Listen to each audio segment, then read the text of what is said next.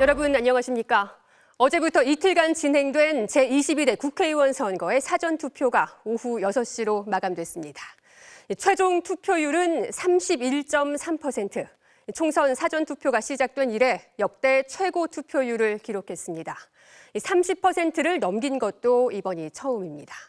여야는 이 같은 선거 흥행이 서로 유리하다고 해석했습니다. 구수은 기자의 보도입니다. 오늘 서울 종로구의 한 사전투표소. 화창한 주말을 맞아 나들이를 겸해 투표에 나선 시민들의 발길이 종일 이어졌습니다. 저는 가게를 하니까 소상공인이 많이 어렵잖아요. 그 부분을 많이 생각했어요. 어떤 게 도움이 많이 될까. 2030 투표율을 좀 더 높이기 위해서 나왔고 좀 더 저희의 목소리가 반영이 될 수 있었으면 좋겠습니다. 오후 6시 마감된 이틀간의 사전투표율은 31.3%로 최종 집계됐습니다. 사전투표 사상 최고였던 2년 전 대선 때보단 낮지만 4년 전 21대 총선보다 4.6%포인트 높아 총선 기준으로는 역대 최고치를 기록했습니다.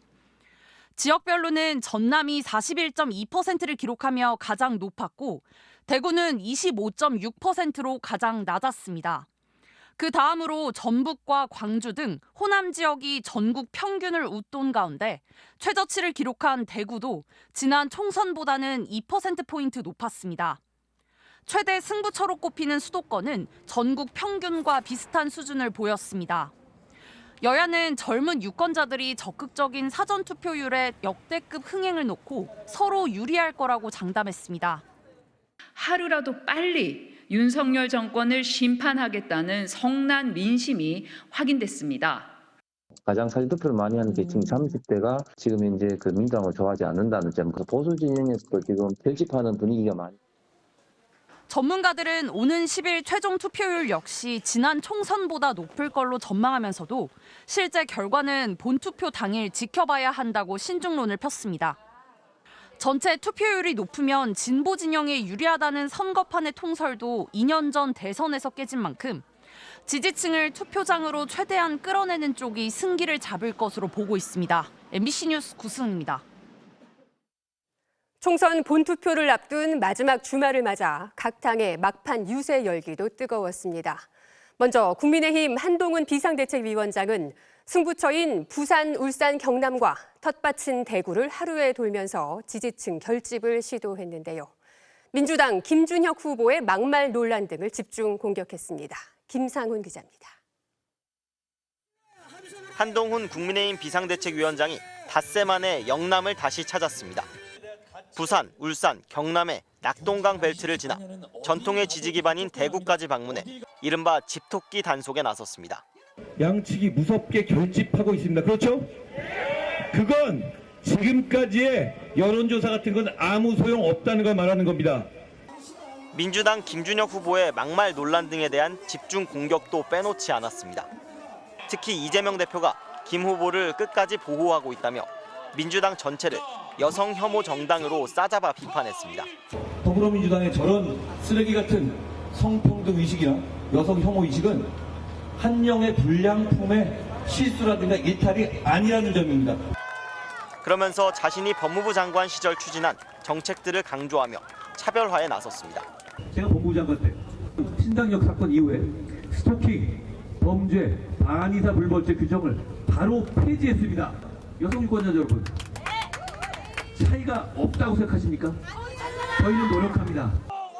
한 위원장을 비롯한 당 지도부는 오늘 밤 텃밭인 대구 중구 동성로를 찾습니다. 5.18 폄훼 논란으로 여당의 공천이 취소된 도태우 후보가 무소속으로 출마한 곳입니다. 도 후보는 자신을 낙선시키기 위해 당력을 총동원하는 건 정상적인 선거운동으로 보기 어렵다고 반발하며 맞불 유세를 벌였습니다. 국민의힘은 어젯밤 열린 진보 진영의 대중공연에 참석한 문재인 전 대통령을 향해 잊히고 싶다고 했던 말이 허언이었다며 경거망동하지 말라고 비판했습니다. MBC 뉴스 김상훈입니다. 더불어민주당 이재명 대표는 서울의 격전지를 비롯해 상대적 열세 지역으로 분류되는 경기도 내 험지들을 공략했습니다. 김건희 여사 일가의 양평 고속도로 의혹을 상기시키고 국민의힘 후보들의 각종 의혹을 제기하며 반격에 나섰습니다. 신중명 기자입니다. 사전투표 마지막 날 유세에 나선 이재명 민주당 대표는 투표를 해야 정권을 심판할 수 있다고 거듭 강조했습니다. 지금보다 표를 더 많이 받는 상황이 발생하면 그들은 그렇게 생각할 것입니다. 아, 이렇게 해도 괜찮구나. 여당의 강세 지역인 경기 양평을 찾아선 김건희 여사 일가의 양평 고속도로 의혹을 상기시키며 공세 수위를 높였습니다. 국가가 왕의 것이라 할지라도 이렇게 할 수 있습니까? 1조 원 가까이 드는 그 엄청난 사업을 갑자기 누가 땅 가지고 있다는 그쪽으로 휙 바꾼다고 하는 게 여러분은 상상이나 할 수 있습니까? 민주당은 윤 대통령의 핵심 측근인 국민의힘 이원모 후보의 반도체 주식 이해 충돌 의혹과 장진영 후보의 아파찬스 대출 의혹에 포문을 열었습니다. 양문석 후보의 편법 대출 의혹을 전광석화처럼 조사한 결단력으로 이들도 신속하게 조사하라고 이복현 금융감독원장을 직격했습니다. 민주당은 특히 부산 원정 투표에 나선 윤석열 대통령이 부산대병원을 찾아 환자들이 지역 최고병원을 외면한 채 서울의 대형 병원을 찾고 있다고 지적한 대목에 불쾌감을 표시했습니다. 올해 초 부산 방문 도중 흉기 테러를 당한 이재명 대표의 헬기 이송 논란을 정면으로 겨냥한 언행이었다는 겁니다. 비극적인 정치 테러 사건까지 소환해 어떻게든 제1야당 대표에게 흠집을 내려 했습니다. 군사독재 시절에도 이렇게 무도하고 무분별한 대통령의 행태는 없었습니다. 민주당은 윤 대통령이 대놓고 선거운동을 하고 있는 이번 총선에 반치광으로 손색이 없다고 맹비난했습니다. MBC 뉴스 신준명입니다. 제3지대 정당들은 지역구에 출마한 후보 수가 적은데요. 그런 만큼 간판 후보들에 대한 지원 유세에 당력을 집중했습니다. 거대 양당과의 차별성을 부각하며 대안 세력을 지지해달라고 호소했습니다. 김민영 기자가 보도합니다. 녹색정의당은 심상정 공동선대위원장이 출마한 경기 고양갑에서 지원 유세에 나섰습니다. 민주당을 겨냥해 녹색정의당은 막말 유튜버 출신 후보, 편법 증여한 후보가 없다고 강조했습니다. 민주당한테 채찍질도 않고 가장 정의롭고 당당하게 윤석열 정권 심판을 할 수 있는 녹색정의당을 다시 한번 선택해 주십시오. 개혁신당은 금태섭 최고위원이 출마한 서울 종로와 마포, 영등포 일대를 찾아 이번 총선은 과거와 미래의 대결이라고 호소했습니다. 과거로 돌아가고 있는 대한민국 정치를 한번 태워버리고 미래로 이끌어갈 겁니다. 새로운 미래는 서른 의원이 출마한 경기 부천을에서 대화와 합의의 정치를 약속했습니다. 여야 간의 거대 권력 싸움 사이에 오로지 국민들의 민생은 뒷전이었습니다. 이래서야 되겠습니까? 조국혁신당 조국 대표는 대전과 서울 청량리, 강릉을 찾아 정권 심판의 선명성을 부각했습니다. 조국혁신당이야말로 윤석열 정권을 제대로 단호하게 심판할 수 있다라는 것을 믿으시기 때문인 것 같고, 한동훈 국민의힘 비상대책위원장이 자신을 히틀러에 빗댄 데 대해선 거울을 보고 이야기해야 될 것 같다고 맞받았습니다. MBC 뉴스 김민영입니다. 중앙선거관리위원회가 어제 투표소 내 대파 반입 금지 지침을 내린 일이 알려지면서 여야 간 신경전도 가열되고 있는데요. 민주당 유세장에는 대파와 쪽파가 등장했고 국민의힘은 일제 샴푸나 위조 표창장, 법인카드를 들고 투표하는 건 가능하냐며 선관위에 공식 질의했습니다. 왜 그런 건지 윤수환 기자가 보도합니다. 민주당 유세 현장에 대파와 쪽파를 붙인 오토바이 헬멧이 등장했습니다. 선관위에 투표소 대파 반입 금지 논란에 반발한 어느 지지자가 머리에 쓰고 왔다는 대파 헬멧입니다. 사전투표 혹시 가시면 오른쪽 왼쪽에 대파는 빼고 쪽파만 붙여가지고 가도록 하십시오. 우리가 웃자고 하는 일이기도 하지만 참으로 서글픈 비유 아닙니까? 윤석열 대통령의 875원 대파 발언 여파가 사전 투표장까지 확산되자 국민의힘이 반격에 나섰습니다. 한동훈 총괄 선대위원장은 물가를 못 잡았다며 고개를 숙이면서도 민주당은 희화화 말고 뭘 했느냐고 따져 물었습니다. 이런 식으로 정치를 희화시켜서는 안 됩니다. 이런 식이라면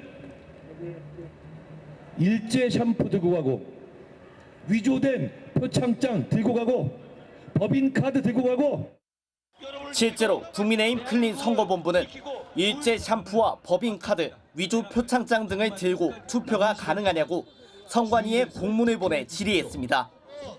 이재명, 조국 두 야당 대표의 각종 의혹을 상징하는 물건들을 거론하며 맞불을 놓은 겁니다. 선관위는 특정 정당이나 후보자를 지지 또는 반대하는 의도가 있을 경우엔 법상 제한될 수 있다는 답변을 보냈습니다. 또 이번 논란에 대해선 선거인의 속마음이나 물품 소지 목적을 일일이 확인할 수 없기 때문에 투표소 밖에 두도록 안내한 것이라고 설명했습니다. MBC가 입수한 선관위의 어제 대파 반입 제한 공문에도 다른 선거인에게 심적 영향을 줄 수 있고 공정하고 평온한 투표 진행 및 투표 질서 유지에 지장을 초래하거나 투표의 비밀이 침해될 수 있다고 적혀 있습니다. 저희가 대파를 소지한 사람 출입을 포괄적으로 제한하는 것은 아니고요. 예. 이제 최초 민원인으로부터 질의 자체가 예. 이제 정부에 항의하는 정치적 목적으로.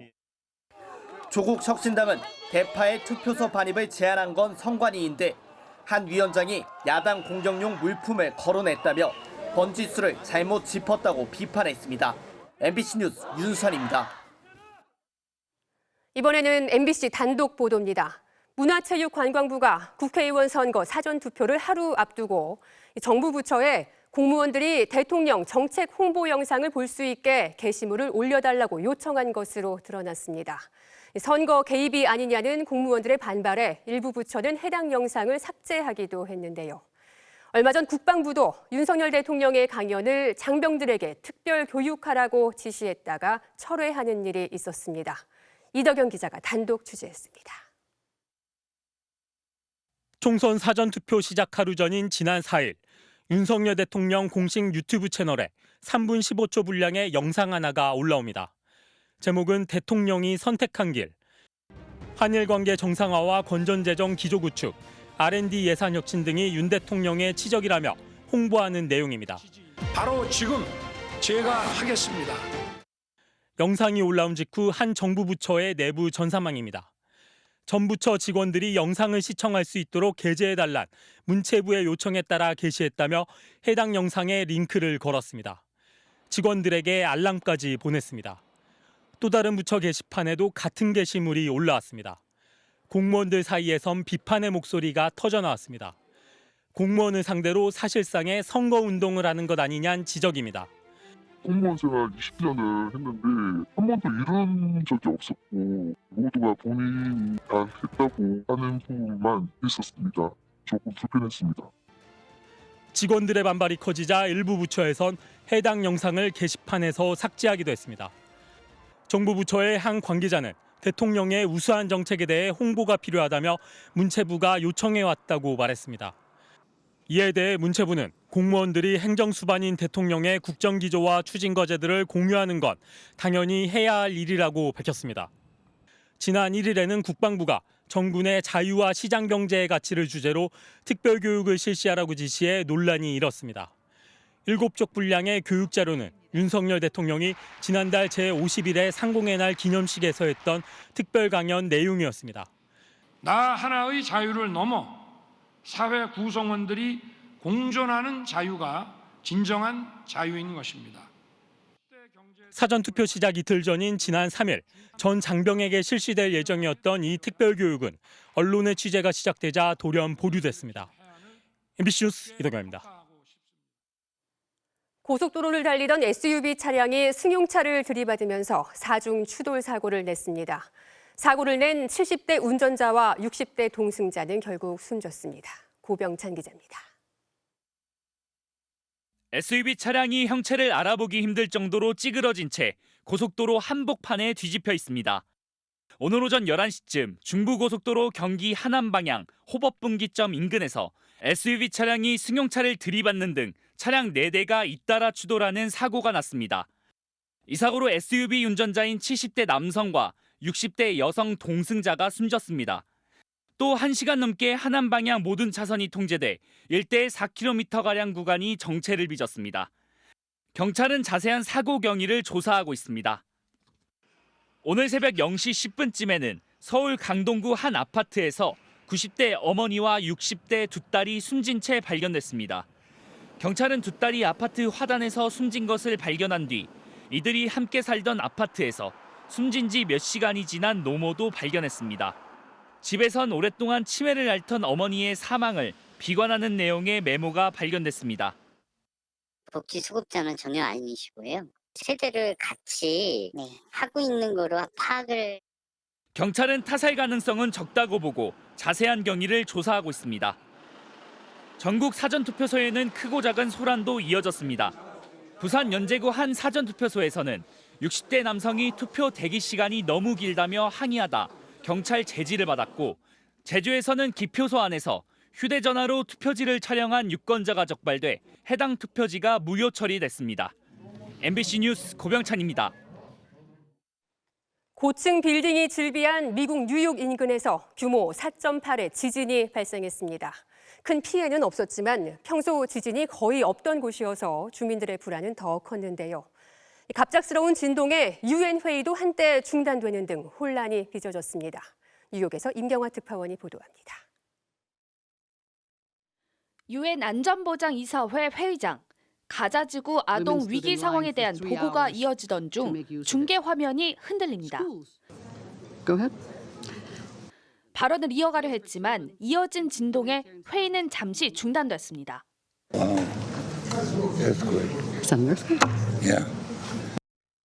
같은 시각 뉴저지주 주택에서는 선반에 놓인 물건들이 이리저리 떨어졌고,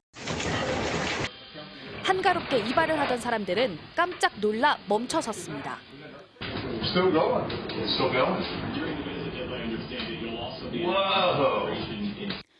미국 현지 시간 금요일 오전 10시 23분쯤 뉴욕시 맨해튼에서 약 60km 떨어진 뉴저지주 헌터돈 카운티에서 규모 4.8의 지진이 발생했습니다.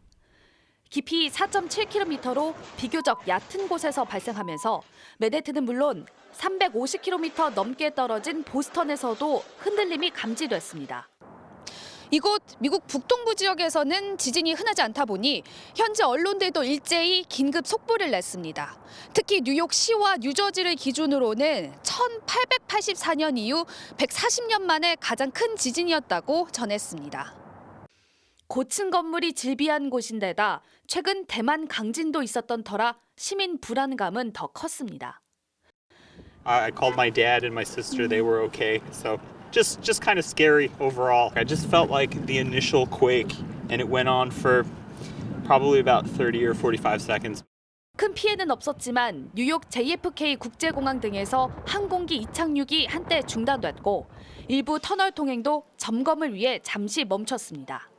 뉴욕에서 MBC 뉴스 임경아입니다. 이어서 대만 지진 속보 전해드리겠습니다. 규모 7.2의 강진이 대만을 강타한 지 오늘로 나흘째, 사망자는 13명으로 늘었습니다. 다만 비슷한 규모의 다른 지진에 비해 사상자 숫자가 크지 않았는데요. 1999년 대지진으로 2천여 명이 숨지는 참사를 겪은 뒤 지난 20여 년간 지진에 철저히 대비해왔기 때문이란 분석입니다. 대만 현지에서 손구민 기자가 보도합니다. 작년 2월 튀르키예와 시리아에 7.8 규모 지진이 강타해 무려 50만 7천여 명이 숨졌습니다. 대만은 비슷한 수준의 7.2 규모 지진이었지만 사망자는 현재까지 13명입니다. 피해를 최소화할 수 있었던 건 1999년 이른바 9.21 대지진의 참사를 기억하고 있기 때문입니다. 당시 대만에서는 지진으로 2,400여 명이 숨졌습니다. 일본에서만큼이나 지진이 잦은 대만은 1999년 뒤 이른바 재난보호예방법을 시행했습니다. 이때부터 모든 신축 건물에 대해서는 강력한 내진 설계를 의무화했습니다. 또 부실공사로 사고를 일으킬 경우 책임자는 강력하게 처벌하는 법 체계도 구성됐습니다. 지난 2004년 지어진 대만의 랜드마크 타이베이 101 타워의 내진 설계도 이번 지진을 계기로 세계적인 관심을 받았습니다. 508m 높이 건물 87층과 92층 사이에 설치된 600톤짜리 커다란 공은 댐퍼라고 불립니다. 대만 최고층 건물을 지진 또는 태풍과 같은 재난으로부터 지켜줍니다. 건물이 한쪽으로 움직이면 공은 반대 방향으로 움직여서 진동을 흡수하는 무게추 원리라고 합니다. 타이베이에서 만난 건축가들은 정부가 오래된 건물들 역시 내진 설계 보완 공사를 주기적으로 요구한다고 설명했습니다. 다만 정부가 나서는 데는 한계가 있다는 지적도 있습니다. 去做的。那因为在前几年，其实新北市有针对所有老旧房屋做一次普查，所以我们有针对老旧建物结构不好的部分，有开劝导单给他。 대신 대만 정부는 지난 20년 동안 학교 약 10,000곳을 보완 설계했고 최근 6년 동안엔 민간 아파트 보완 설계 사업에도 막대한 예산을 투입해왔습니다. 지진 발생 나흘째 현재까지 13명이 사망했고 1,145명이 다쳤습니다. 화롄시 부근 타이루거 국립공원엔 여전히 600여 명이 고립된 상태입니다. MBC 뉴스 송구민입니다.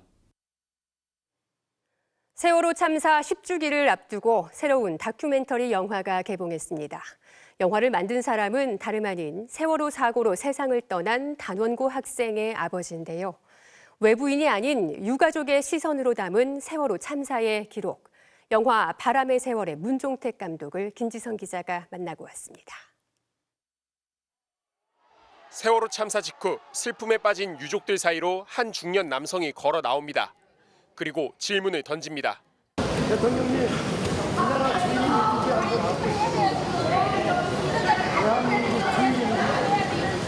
항공사 승무원이 되고 싶었던 안산 단원고 2학년 문지성 양의 아버지 문종택 씨입니다.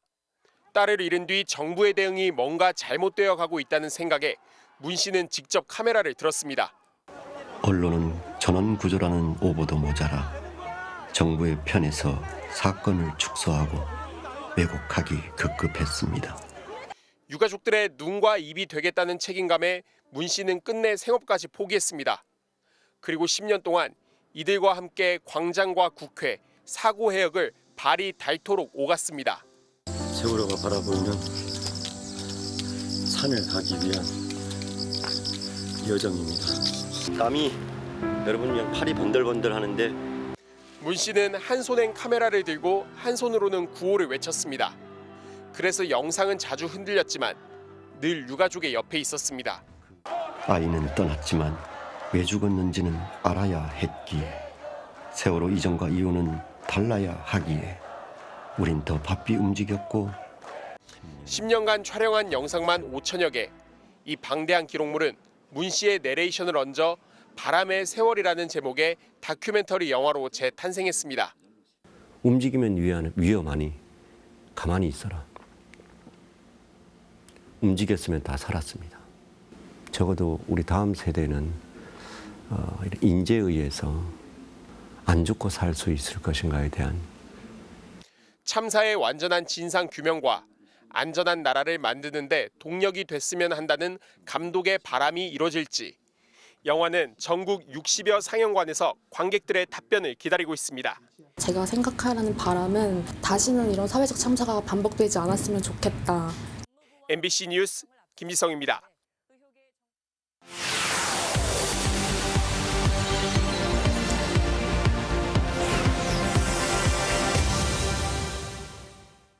얼마 전 북한은 평양에서 열릴 예정이던 일본과의 월드컵 예선 경기를 취소해 몰수패를 당하고 벌금 징계까지 받았습니다. 북한은 이점이 많은 홈 경기를 왜 취소했는지, 그리고 일본을 향해서는 왜 계속 날선 목소리를 내는지 통일전망대 김은미 기자가 짚어봤습니다. 지난달 21일 도쿄에서 열린 일본과의 월드컵 지역 예선에서 1대0으로 진 북한 축구팀 감독은 다음 경기에서 꼭 서륙하겠다고 말했습니다. 우리 동포 동지들한테 좋은 훌륭한 모습 경기를 좀 안겨주려고 했는데 못해서 다음 경기 결과를 좀 많이 기대해 주십시오. 하지만 다음 경기는 열리지 않았습니다. 홈앤드 어웨이 방식에 따라 지난달 26일 평양에서 열릴 예정이었지만 북한은 경기 개최가 어렵다고 아시아 축구연맹에 통보했습니다. 공식적인 이유도 변명도 없었습니다. 북한은 제3의 중립지역에서 경기가 진행되길 바란다면서도 대체 경기장을 마련하지 않았습니다. 국제축구연맹 피파는 일방적인 경기 취소의 책임을 물어 북한에 몰수패 징계를 내리고 만 스위스 프랑, 우리 돈 1,500만 원의 벌금을 부과했습니다. 북한은 왜 경기를 취소했을까? 일본 매체들은 북한이 일본에서 유행 중인 전염병을 핑계로 일본 선수들 입국을 막았다고 추정합니다. 하지만 정말 감염병이 우려됐다면 지난 2월 일본과의 여자축구 경기를 사우디에서 치른 것처럼 미리 대체 장소를 찾았을 법하지만 그러지 않았습니다. 북한이 열악한 경기장 환경을 의식해 홈경기를 피한다는 주장도 있지만 이 또한 홈경기의 이점을 생각하면 설득력이 떨어집니다. 북한 선수는 거기서 훈련을 했잖아요. 오히려 잔디가 안 좋고 시설이 안 좋다고 하면은 일본 선수들한테는 그게 핸디캡이 될 수 있는데 북한에게는 더 땡큐가 될 수 있는 거죠. 그런 만큼 대다수 전문가는 최근 양국의 정치 외교적 행보에 주목합니다. 못 만날 이유가 없다며 관계 개선의 여지를 내비쳤던 북일 양국이 축구를 계기로 만났는데 협상이 뜻대로 되지 않았을 가능성도 제기됩니다. 북일 관계 관련 실세랄까 유임을 받은 사람이 일본하고 비공개 협상을 했을 가능성이 충분히 있죠. 그런데 이제 그 협상에서 별 진전이 없고 그러니까 평양에서 축구하는 것도 취소를 하고 김여정이 담화도 발표를 하고 그렇게 이어진 것 같네요. 실제로 피파의 공식적인 경기 취소 발표 직후 김여정 부부장은 기시다 후미오 총리로부터 정상회담 제의를 받았지만 원한다고 만나주지 않는다. 주권 행사를 간섭하고 문제시하려 드는 일본과 어떤 접촉도 거부하겠다는 작심 발언을 잇따라 쏟아냈습니다. 북한에서 스포츠를 통한 외교는 꽤 익숙하고 선호하는 방식이기도 합니다. 그 스포츠를 어떤 하나의 정치 외교적인 압박 수단으로도 기꺼이 희생시키는 것이 이제 북한 체제의 어떤 특징이라고 볼 수가 있는 거죠. 정치 외교적 판단에 따라 스포츠가 애꿎게 피해본 게 아니냐는 목소리도 나오고 있습니다. MBC 뉴스 김윤입니다.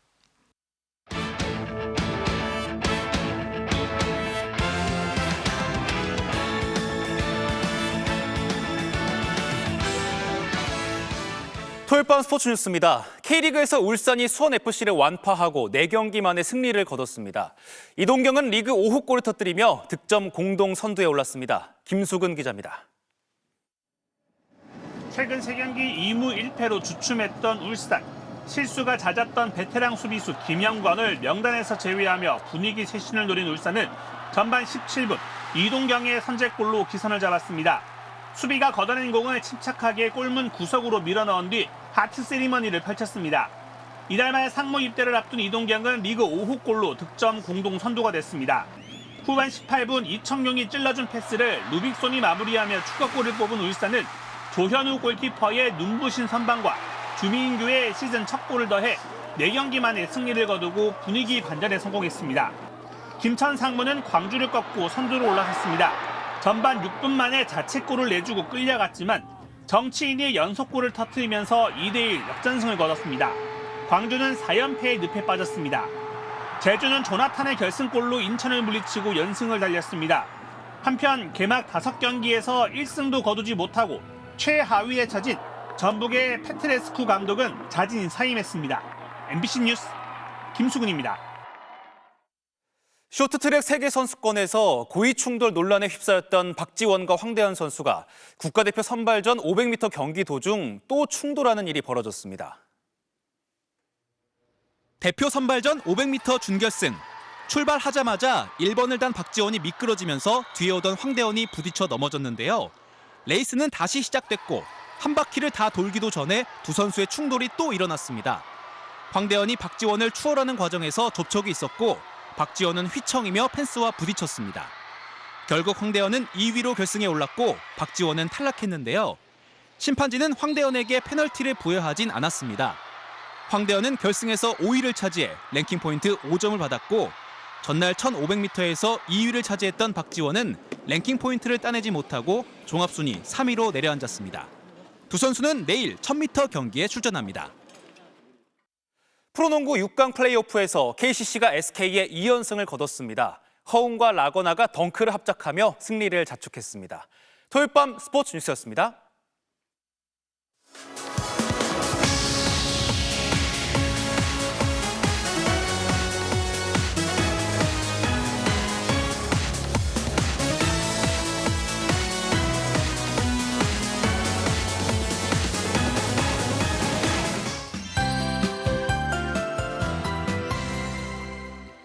주말 눈길 닿는 곳마다 절정에 이른 벚꽃을 볼 수 있었죠. 오늘 낮 서울 난지 한강공원에서 촬영한 영상인데요.